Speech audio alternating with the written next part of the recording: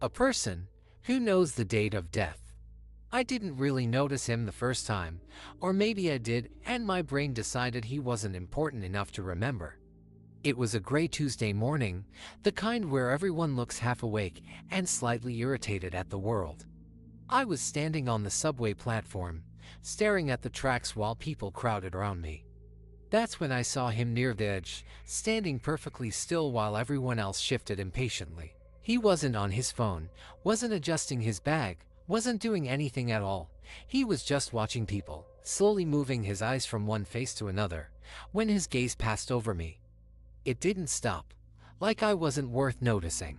The train arrived, and the crowd pushed forward in the usual rush of noise and metal. I stepped inside and forgot about him almost instantly. 3 stops later, a man near the doors suddenly collapsed without warning. There was no scream, no dramatic fall, just a heavy thud as he hit the floor. At first people thought he had fainted, but then someone started shouting for help.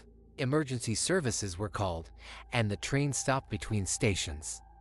I remember looking at the man on the ground and realizing he had been standing exactly where the quiet stranger had been staring earlier. I told myself it was coincidence because that's the only logical explanation. People collapse all the time, especially in a crowded city where stress is constant. I went to work and mentioned it casually during lunch like it was just another strange commute story. By the end of the day, I had already convinced myself it meant nothing. 2 days later, I saw him again at a coffee shop near my office. He stood near the window, not ordering anything, not drinking anything, just observing the room with that same slow, deliberate gaze. This time, his eyes settled on the barista behind the counter and didn't move. She was laughing with a customer, completely unaware of him. His expression didn't change, but there was something disturbingly focused about the way he looked at her. I felt uneasy. Though I couldn't explain why, I grabbed my coffee and left, trying to ignore the strange tension building in my chest. About 10 minutes later, sirens filled the street outside, an ambulance parked in front of the cafe, and a small crowd gathered near the entrance. The barista had collapsed from sudden cardiac arrest, only 26 years old with no known health issues. That was when the pattern began forming in my mind, even though I tried to reject it. 2 sightings, 2 deaths, both shortly after he fixed his gaze on someone. It sounded insane when I thought about it rationally. I couldn't accuse a stranger of causing death simply by looking at someone. Still, I couldn't forget the way his eyes seemed to decide something. The 3rd time I saw him, it wasn't in a public place full of strangers. It was outside my apartment building late at night. He stood across the street under a broken street light, partially swallowed by shadow. My elderly neighbor, Mr. Halpern, was walking a few steps ahead of me toward the entrance. The man's eyes were locked onto him with unsettling intensity. For the first time, the stranger's gaze shifted upward and met mine. There was no smile, no anger, just a subtle flicker of recognition, as if he had finally acknowledged my existence. Then he looked back at Mr. Halpern and calmly walked away into the darkness. Mr. Halpern died that night from a sudden stroke in his kitchen. I lay awake replaying every detail in my mind, trying to convince myself I was imagining connections. 3 sightings, 3 deaths, each one following his silent observation. I started scanning every crowd obsessively, searching for that still figure among moving bodies. Days passed without seeing him, and I almost began to relax. Then on Saturday afternoon, in a grocery store across town, I felt that same chilling awareness again. He was standing at the end of an aisle, already watching someone. This time it was a little girl sitting inside a shopping cart, maybe 5 years old. Her mother stood beside her comparing cereal boxes, unaware of anything unusual. The stranger didn't blink as he stared at the child with the same quiet concentration.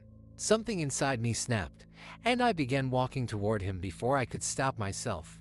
When I got close, he slowly turned his head and looked directly at me. For the first time, there was something new in his eyes, something almost curious. Before I could speak, he leaned slightly closer and said in a calm, steady voice, "She has 3 days." His tone carried no threat, no emotion, just certainty. My mouth went dry as I tried to process what he had just said. I whispered, "What?" But he was already stepping back. Within seconds, he blended into the movement of the store and disappeared between aisles. I stood there frozen, staring at the child and her mother. I had no idea what I could possibly say to warn them without sounding insane. The girl laughed at something on the cereal box, completely unaware of what I had just heard. For the next 3 days, I followed the news obsessively, telling myself I must have misunderstood him. Maybe I imagined the entire interaction.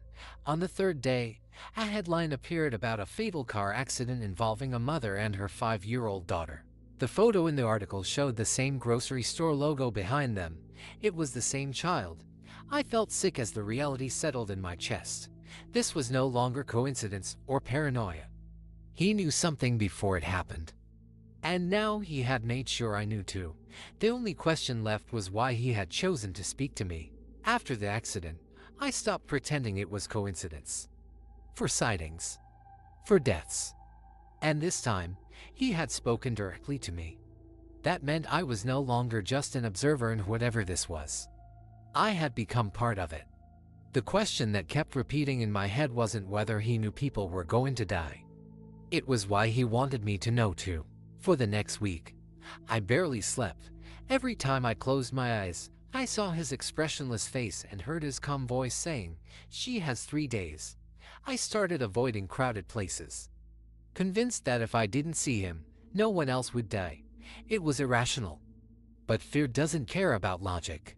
I worked from home whenever possible and ordered groceries online. Still, I couldn't shake the feeling that he would appear again when I least expected it.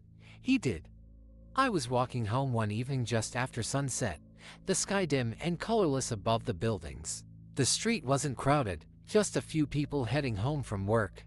I noticed him immediately this time, standing near a bus stop across the street. He wasn't looking at random passersby. His gaze was fixed directly on someone walking toward the intersection.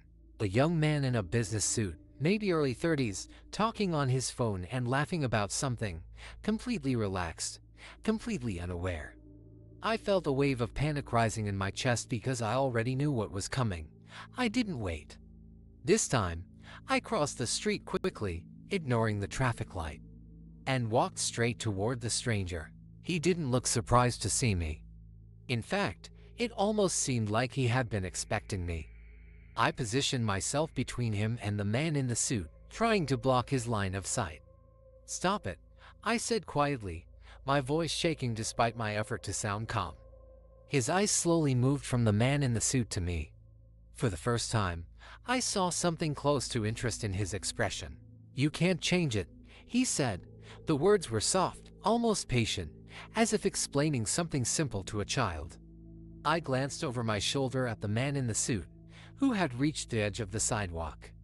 "Change what?" I demanded, but my voice sounded weak. The stranger tilted his head slightly, studying me. "You see me now," he said. "That means you're closer." Before I could ask what that meant, a car ran the red light. The impact was immediate and violent. The man in the suit didn't even have time to react. 1 second he was laughing into his phone, and the next he was thrown onto the pavement in a blur of motion and sound. People started screaming. Someone dropped their bag. Tires screeched as the driver tried to stop. I stood frozen, unable to process what I had just witnessed. Slowly, I turned back toward the stranger. He was still there, watching the scene without emotion. His gaze wasn't on the body anymore. "It was on me. You felt it before it happened," he said quietly. "You're beginning to understand." "What are you?" I whispered. He didn't answer directly. Instead, he stepped closer, lowering his voice. "I don't cause it. I don't choose it. I simply know." His words carried no pride or guilt, just simple acknowledgement. "And now," he added, "so do you." I shook my head, backing away from him. "No, I don't want this. I don't want to see you." He almost smiled, but not quite. "That isn't how it works," he replied. "Once you recognize me, you cannot unsee me." The sirens were already approaching in the distance. But he didn't seem concerned. "Why me?" I asked desperately. He looked at me in a way that made my stomach twist. "Because you noticed," he said. "Most people don't." There was something deeply unsettling about that answer, like it implied others had seen him before but refused to acknowledge it. I thought back to the subway platform, the coffee shop, the grocery store. Had other people seen him standing there and simply ignored him? Am I going to die? I finally asked. For the first time since I'd met him, he hesitated. It was subtle, but I saw it. His eyes didn't move away, but something in them shifted. Everyone does, he said calmly, but not today. The way he said it didn't reassure me. It felt more like a postponement than comfort. After that night, things changed. I started noticing something new whenever he appeared. It wasn't just his gaze anymore. It was a feeling in the air, like a pressure building moments before something terrible happened. A subtle tightening in my chest, a ringing in my ears. It always came seconds before the accident. The collapse, the fall, and gradually, I began to sense it even before I saw him. The next time it happened, I felt the pressure first. I was inside a bookstore, flipping through a novel I had no intention of buying. Suddenly, that same heavy awareness settled over me. My breathing slowed instinctively as I scanned the room. There he was near the back shelves, standing unnaturally still, but this time, I didn't follow his gaze. I already knew who it was. A middle-aged woman standing on a ladder, reaching for a book on the top shelf. The ladder wobbled slightly under her weight. I felt the pressure intensify in my chest, like a countdown ticking silently in the air. Without thinking, I rushed forward and grabbed the ladder to steady it. The woman looked down at me in confusion. "Are you okay?" she asked. For a moment, nothing happened. The pressure faded. The air felt normal again. I looked across the aisle. The stranger was watching me with something unmistakable in his expression now. Disappointment. He slowly turned and walked away. The woman climbed down safely, completely unaware of how close she might have been to falling. I stood there shaking, unsure whether I had just changed something or imagined entire threat. My heart pounded as I realized this was the first time I had interfered before anything happened. That night, I couldn't stop thinking about his reaction. If he didn't cause the deaths, then why did he seem unsettled when nothing happened? Why did the pressure disappear the moment I acted? Maybe he wasn't just a witness. Maybe he was something more complicated. 2 days later, I saw him again. This time, he wasn't looking at anyone else. He was looking at me. He stood across the street from my apartment building, exactly where he had been the night Mr. Halpern died. The pressure in my chest returned immediately, stronger than ever before. My ears rang softly as if the world itself were holding its breath, slowly, deliberately. He raised his hand and pointed at me. I felt my stomach drop. He didn't say anything at first. He didn't need to. The meaning was clear in the silence between us. My pulse hammered in my throat as I took a step backward. "No," I whispered, though I didn't know what I was denying. Then he spoke. 3 days. The words were calm, certain. Final. The moment he said 3 days, everything around me felt distant and unreal. The street noise faded into a dull hum, like I was underwater. He didn't repeat himself, didn't explain, didn't need to. I already understood what those words meant. I had heard them before. I had seen what followed. When I looked up again, he was gone. I didn't sleep that night. I sat on my couch staring at the door, half expecting it to open on its own. My mind kept replaying every accident, every collapse, every body hitting the ground. I tried to convince myself that I still had control, that the bookstore incident meant something. I had acted, and nothing happened. That meant the future wasn't fixed. It had to mean that. The first day passed slowly and painfully.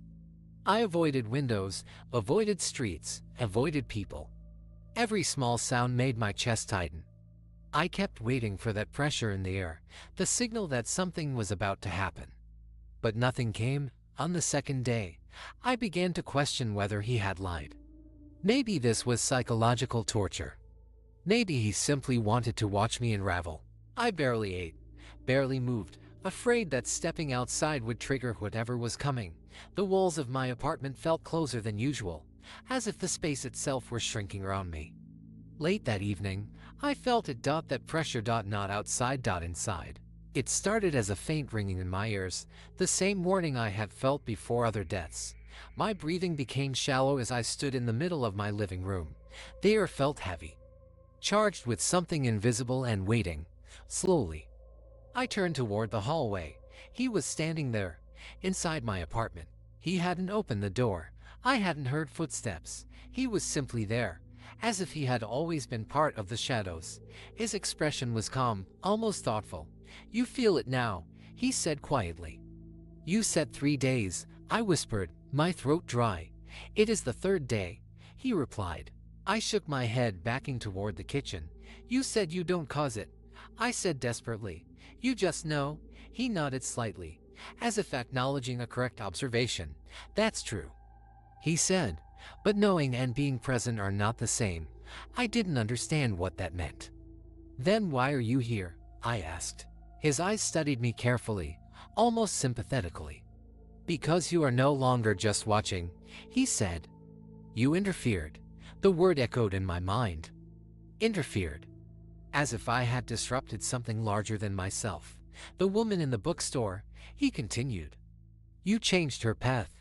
My heart pounded louder with every word. "You stepped into a space that wasn't yours to step into." His voice wasn't angry, but there was weight behind it. "So this is punishment?" I demanded. He tilted his head slightly. "No," he said.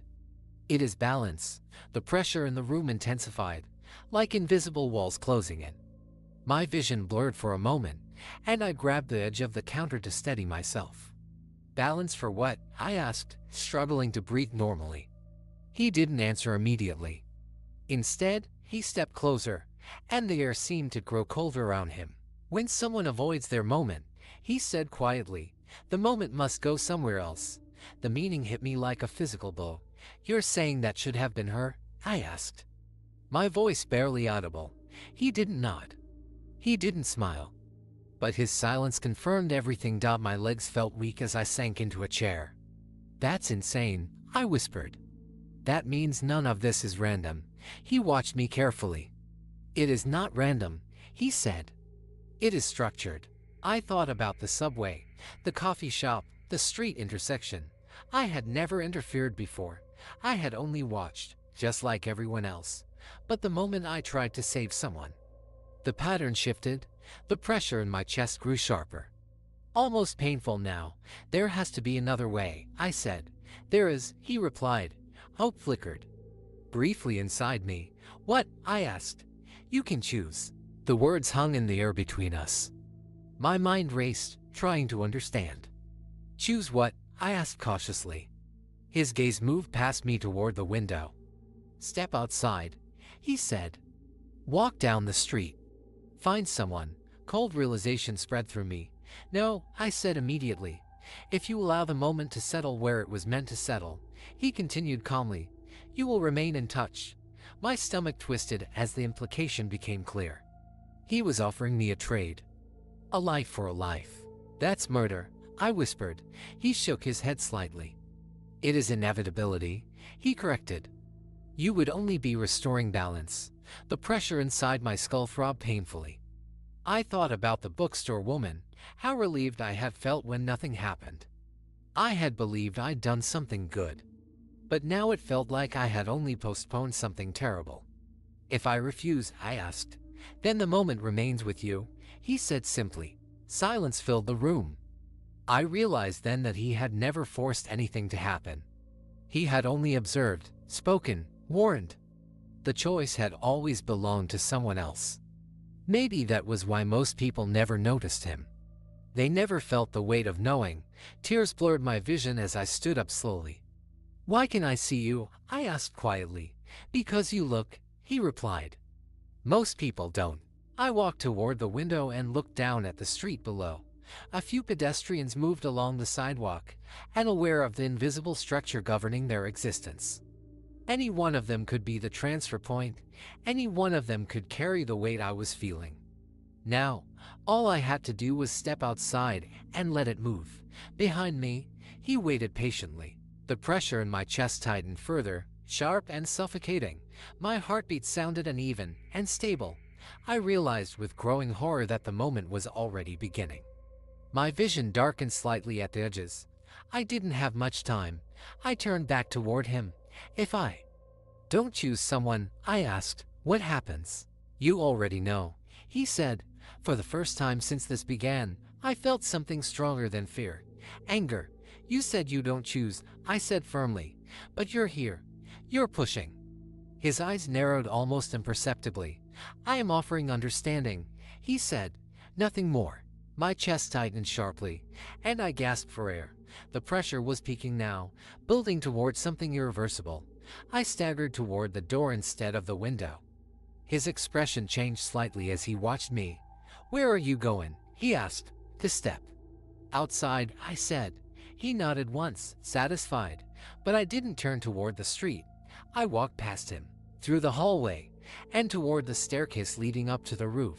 He followed silently. Each step upward felt heavier than the last, my pulse chaotic and unstable. By the time I reached the roof, my vision was swimming. The city lights stretched endlessly below me, thousands of lives moving in structured patterns. The wind hit my face, cold and sharp. You misunderstand, he said from behind me. It does not require death by your hand, only proximity. I stepped closer to the edge. I know, I said. His voice remained calm. Then why are you here? I looked out over the city one last time. Because if the moment has to go somewhere, I said slowly, I'd rather decide that it ends with me. For the first time, his composure cracked. That is not balance, he said sharply. It is, I replied. It restores what I changed. The pressure inside my chest exploded into blinding pain.